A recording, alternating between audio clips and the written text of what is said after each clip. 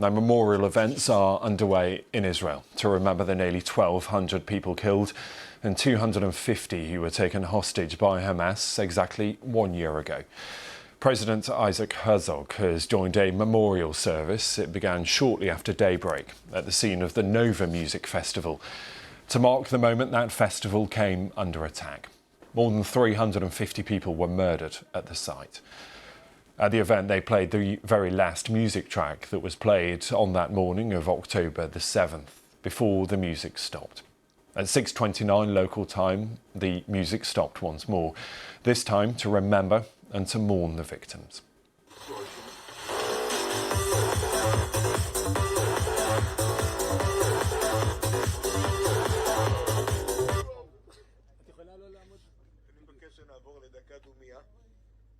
היינו צריכים לעשות ספירה, אבל ביקשו מאיתנו בפיקוד העורף להימנע מצפירה, אז אנחנו נעשה ספירה. Meanwhile, in Jerusalem, crowds gathered before dawn, many of them there holding aloft pictures of the hostages who were seized by Hamas. They demanded the Prime Minister Benjamin Netanyahu should ensure the return of those who are still being held. Well, overnight there were powerful explosions in southern Beirut. That was as Israel carried out fresh airstrikes overnight. There are increasing fears of a wider regional conflict in the Middle East. I just want to take you around the region on the images that we have right now.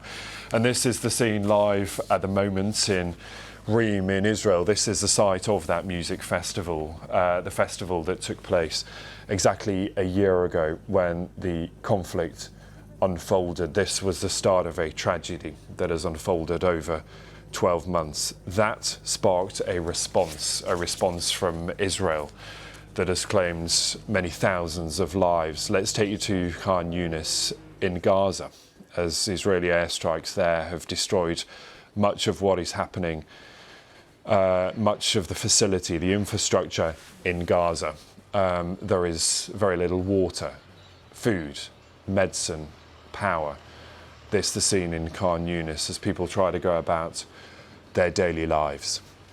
Many millions have been displaced. Since this retaliation began, 42,000 Palestinians in Gaza have been killed.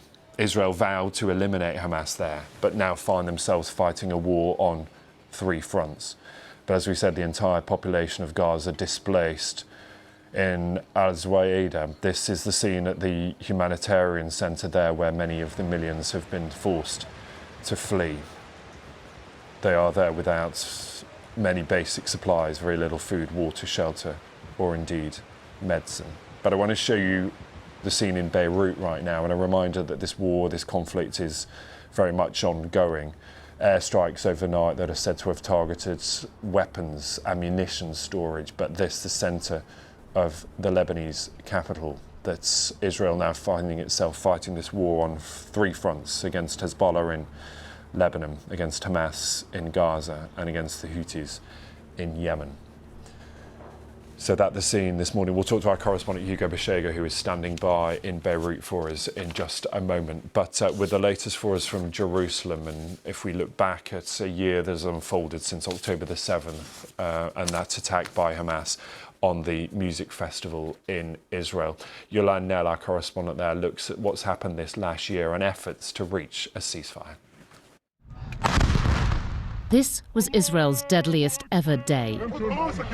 Exactly 1 year ago, waves of Hamas fighters from Gaza led a bloody attack on Israeli army bases, villages, a music festival, snatching hostages. And it triggered the deadliest ever war against Palestinians. With relentless Israeli bombardment, most of Gaza's population forced from their homes. A humanitarian catastrophe. There's still no end in sight. They destroyed our house and our life. Oh, God, where Hadass Calderon from Nir Oz going back to the home where her mother and niece were killed. A son and daughter were kidnapped by Hamas and held for 52 days before they were released in a truce deal. But Hadass says they're still living the nightmare of the 7th of October.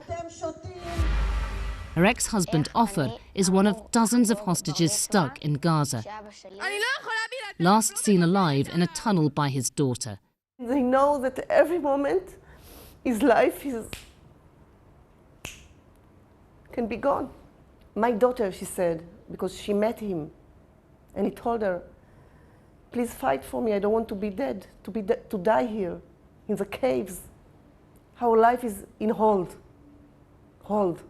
We can't think about future, we can't think about nothing else. Repeated attempts by US, Egyptian and Qatari diplomats to negotiate a Gaza ceasefire and hostage deal have failed. And every day in Gaza brings new casualties.